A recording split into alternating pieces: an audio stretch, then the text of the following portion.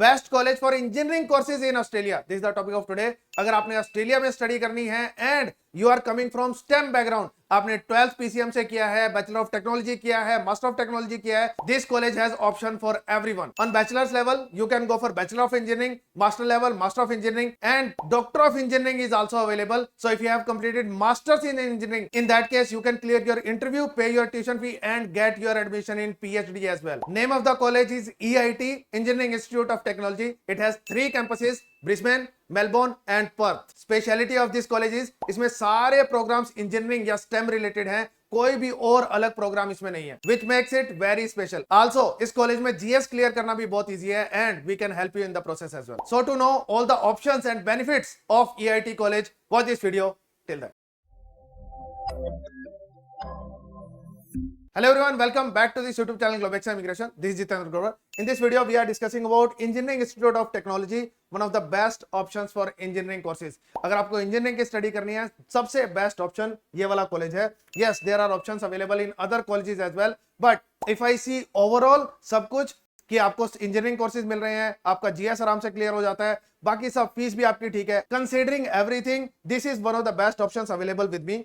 And there are 3 campuses, Brisbane is there, Melbourne is there, Perth is there. And अगर आप Perth में study करने जाते हैं तो सारे कोर्सेज वहां अवेलेबल हैं and you are going to get more PG work permit as well. So this is one of the best options.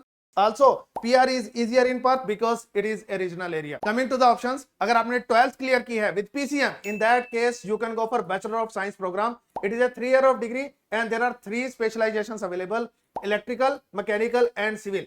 And because STEM courses always in all the Western countries, STEM courses always come under priority list. They always give you benefit of PR. So if you are going to complete your study from electrical, mechanical, civil, especially in civil, because construction is one of the best options to go for. So you can become a civil engineer, construction manager, you can go in construction field. So civil is one of the best options to go for. So you can choose civil, which is going to give you great benefit for your job and then PR as well. You can also go for electrical as well. These 2 options are related to construction field and they will give you benefit of higher income and PR as well. Coming to the detail of this bachelor degree, fees है आपकी 25,850, approximately $26,000 आपकी fees है.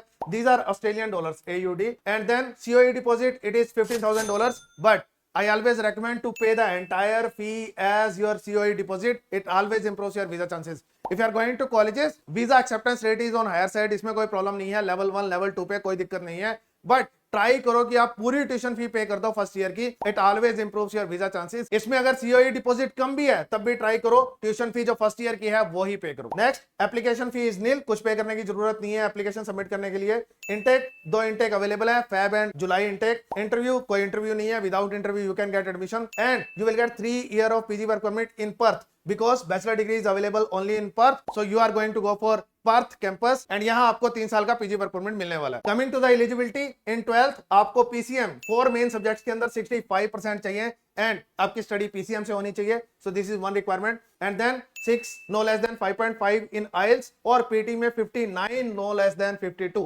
So this is the score what you require. Then आपको GS clear करने के लिए income और funds की रिक्वायरमेंट कंप्लीट करनी पड़ती है. 35 लाख रुपीस के आसपास आपको फंड चाहिए. Fund should be 3 months old, लेकिन अगर नहीं है तो मैनेज किए जा सकते हैं. No need to worry about it. And second requirement is income. जो आपके स्पॉन्सर्स है, यू कैन हैव 3 स्पॉन्सर्स और इन तीनों स्पॉन्सर्स की टोटल इनकम जो है वो 15 लाख के आसपास होनी चाहिए. If that is there we are good to go. ये दोनों जो चीजें हैं, ये दोनों चीजें मैनेज की जा सकती हैं. आपके पास ओल्ड फंड्स नहीं है तभी मैनेज हो सकते हैं. आपके पास इनकम आईटीआर आपने पहले नहीं भरी है वो भी मैनेज हो सकती है. So these things can be manage. But आपको एकेडमिक्स अपने आप मैनेज करने पड़ेंगे. आपकी 12th के अंदर सही परसेंटेज होनी चाहिए. आइल्स और पीटी का जो भी आपको टेस्ट देना है उस टेस्ट के अंदर सही स्कोर होना चाहिए. If that is there, in that case we can proceed for your admission. तो अगर आपके एकेडमिक्स ठीक है तो एडमिशन हो जाएगा, और आपका एडमिशन हो जाएगा and you are ready to proceed तो आपका जीएस भी क्लियर हो जाएगा. That is our job, we are going to do it. On masters level the option is 2 year of master of engineering program. There are 3 specializations.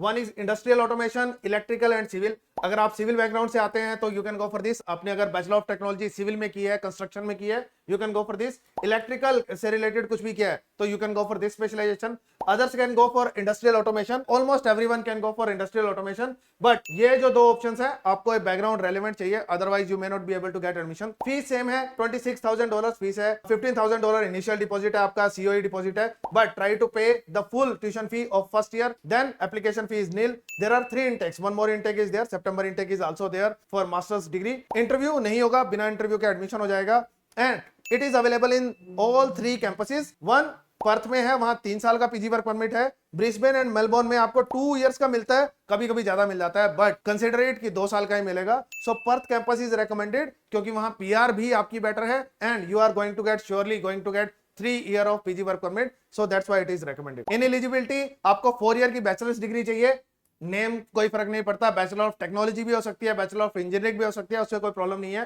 4 year of bachelor degree with 60% marks. आपने bachelor of architecture भी की है, we can try for admission with that as well. It is a 5 year degree and you can go for master of engineering in civil engineering, so it is also there. तो architecture के बाद भी civil के अंदर जा सकते हो। Next, 10 backlogs are accepted and extended degree is also accepted। 10 से ज्यादा backlogs नहीं होनी चाहिए। IELTS में आपको 6.5 no less than 6 बैंड चाहिए। पीटी का स्कोर सेम चाहिए 59 no less than 52। so if you feel कि IELTS में आप 6.5 नहीं ला सकते, in that case you can try for PT। if you feel कि PT में आप अच्छा स्कोर ला सकते हैं, then go for PT test। apart from academics, funds की रिक्वायरमेंट आपको कंप्लीट करनी है, सेम ये सब मैनेज हो सकता है, इसमें कोई दिक्कत नहीं है। 35 लाख आपको चाहिए, दिस इज मैनेजेबल। ओल्ड है तो बहुत अच्छी बात है, नहीं है still it can be managed. 15 lakh ITR चाहिए आपके 3 स्पॉन्सर्स के, तो ये भी आप मैनेज कर सकते हैं। So this we can help you once you are ready to start the process. Last but not the least, the biggest option is doctor of engineering. Usually आपको कॉलेजेस में डॉक्टरल प्रोग्राम नहीं मिलेंगे with any kind of engineering masters.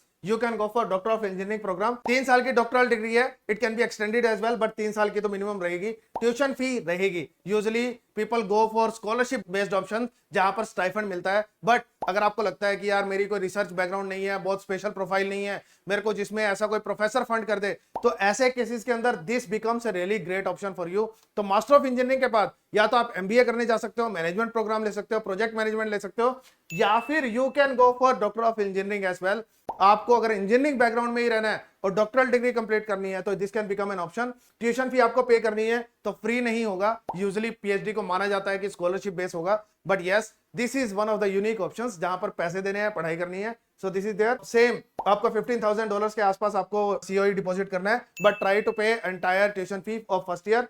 Application fees नहीं है, 2 intake है, but there can be more intakes as well, because doctorals में generally और Intex भी ऐड किए जा सकते हैं depending upon the professor, availability पर डिपेंड करता है। तो 2 इंटेक तो है। इंटरव्यू यहाँ पे गलत मेंशन है, interview is going to be there, आपको इंटरव्यू देना पड़ेगा। अगर आपकी कोई रिसर्च बैकग्राउंड है, in that case it is an added advantage. आपने कुछ भी रिसर्च किया है, पहले कोई पब्लिकेशन है आपके पास, कोई पेटेंट्स है आपके पास, that is going to be added to your profile, तो उसमें आपको एडमिशन लेना इजी हो जाएगा। Rest depends upon interview. अगर आपने इंटरव्यू क्लियर कर लिया, in that case you are going to get admission, there is not going to be any problem. So interview पे बहुत कुछ डिपेंड करता है। अपार्ट फ्रॉम दैट, आपने कोई प्रोजेक्ट भी किया है या फिर आपके पास बहुत सारा एक्सपीरियंस है, आपने बहुत सारी इंप्लीमेंटेशंस किए हैं IT में या अपनी किसी भी फील्ड के अंदर, वो सब कुछ भी आपकी प्रोफाइल में ऐड हो जाएगा, एंड वो सारी चीजें आप अपने इंटरव्यू में बता भी सकते हैं।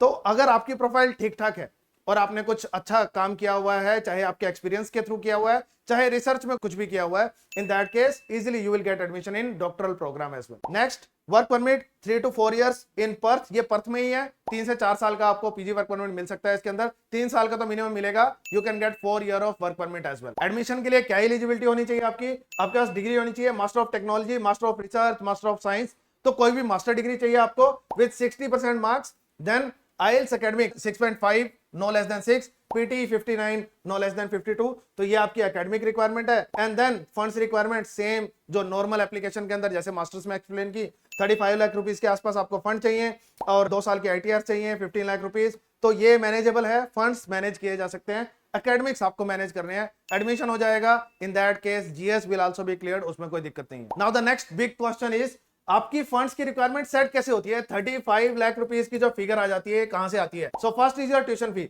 जो कि जनरली 20 to 25,000 डॉलर्स के आसपास होती है, ऑस्ट्रेलियन डॉलर्स, और अभी रेट जो चल रहा है वो 60 रुपीस के आसपास चल रहा है। तो 25-26,000 डॉलर्स आपको ट्यूशन फी के चाहिए। $30,000 आपको लिविंग एक्सपेंसेस के चाहिए। Then other expenses are also there around $7,000, जिसमें आपकी एम्बेसी फी आती है, आपका इंश्योरेंस आता है एंड आपके ट्रैवल के आते हैं। सो $7,000 आपको इसके चाहिए। Total it becomes around $60,000 and आप इसको 60 से मल्टीप्लाई करोगे तो 35-36 लाख रुपीस के आपके फंड आते हैं for first year. And then ITR आपको नेक्स्ट ईयर की फीस कहां से पे करोगे आप? तो अगर आपकी $25,000 की फीस है तो मान लिया कि कुछ आप वहां अर्न कर लोगे, वो जबकि ऐड नहीं होता, चलो कंसीडर कर सकते हैं। फिर भी आपकी फैमिली और स्पॉन्सर्स के पास $30,000 के आसपास की इनकम तो होनी चाहिए, जिसमें वो आपकी फीस भी पे कर दें, कुछ लोन लेना है तो लोन ले पाए, तो आपकी एलिजिबिलिटी नेक्स्ट ईयर की फीस के लिए यहां से सेट होती है। तो फ्यूचर के लिए ITR चाहिए और आपके करंट के लिए अभी के लिए 35 लाख रुपीस चाहिए, ताकि आप अपने फर्स्ट ईयर को मैनेज कर पाओ। स्पॉन्सर कौन कौन हो सकता है आपके लिए? तो आपको 3 स्पॉन्सर्स अलाउड है। 2 सबसे बड़े स्पॉन्सर होते हैं आपके अपने पेरेंट्स, देन मैरिड हो तो स्पाउस आपका स्पॉन्सर हो सकता है, आपका ब्रदर सिस्टर आपके स्पॉन्सर हो सकते हैं, चाचा मामा ताऊ ये भी आपके स्पॉन्सर हो सकते हैं, नाना नानी भी आपके स्पॉन्सर हो सकते हैं। तो फादर की साइड के जो रिलेटिव्स हैं वो भी आपके स्पॉन्सर हो सकते हैं, मदर की साइड के रिलेटिव भी आपके स्पॉन्सर हो सकते हैं। एंड ऐसे करके 2 पेरेंट्स प्लस एक और रिलेटिव को ऐड करके 3 स्पॉन्सर्स का आपका पूल कंप्लीट हो जाता है, जिसमें पेरेंट्स बड़े स्पॉन्सर होते हैं। आपका 66% 70% जो है फंड्स उनके थ्रू आना चाहिए और इनकम उनके थ्रू आनी चाहिए, एंड रिमेनिंग जो है वो थर्ड स्पॉन्सर के थ्रू आ सकती है। In financial capacity ITRs and all funds can be managed, ये मैंने आपको ऑलरेडी एक्सप्लेन कर दिया है। अगर आप प्रोसीड करने को तैयार हो, एकेडमिक रिक्वायरमेंट कंप्लीट कर रहे हो, एडमिशन आपका हो जाएगा, तो ये फंड्स वाली जो चीजें मैनेज की जा सकती है। डोंट वरी, फंड्स मैनेज करने में, GS क्लियर कराने में we can help you in this. Next is what are the benefits to study in EIT। EIT में स्टडी करने के क्या बेनिफिट्स है? फर्स्ट इज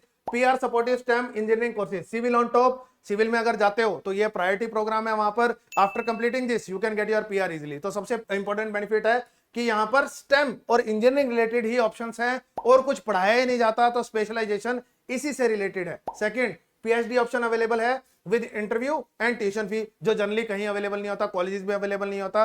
यूजुअली आपको एक प्रोफेसर सर्च करना पड़ता है और बहुत ही कंबरसम प्रोसेस है to get admission. Research background चाहिए। IITs NITs वालों को यूजुअली बाहर एडमिशन मिलता है, otherwise it is very difficult to get admission in PhD। तो यहां पर आपको एक इजी ऑप्शन मिल रहा है, इंटरव्यू के थ्रू उसको क्लियर किया जा सकता है and you can go for PhD। पैसे तो वैसे भी लगने हैं, वैसे भी लगने हैं, so you can go for PhD in this case. तो आपको एक स्पेशल ऑप्शन मिल रहा है यहां पर इस कॉलेज के अंदर। नेक्स्ट इज EIT कॉलेज में spouse visa is also allowed, तो स्पाउस वीजा भी आप कर सकते हो, स्पाउस के साथ भी कर सकते हो, बट मोर रेकमेंडेड इज आप बाद में वीजा ले लो, कोई दिक्कत नहीं है, but spouse visa is allowed. Next is Perth में आपको 3 साल का पोस्ट स्टडी वर्क परमिट मिलता है। यूजुअली जो अर्बन एरियाज है वहां 2 साल का है, सेमी अर्बन एरियाज में आपका 3 साल का है, एंड बिल्कुल रूरल एरियाज जो है वहां 4 साल का है। तो ये सेमी अर्बन एरिया है पर्थ, यहाँ पे आपको 3 साल का वर्क परमिट मिल जाता है, so that is also great. Cost of living is less in Perth, Perth में कॉस्ट ऑफ लिविंग भी कम है। PR is easier in Perth, क्योंकि एक सेमी अर्बन एरिया है तो यहाँ PR भी इजी है, आपको ज्यादा पॉइंट मिलते हैं।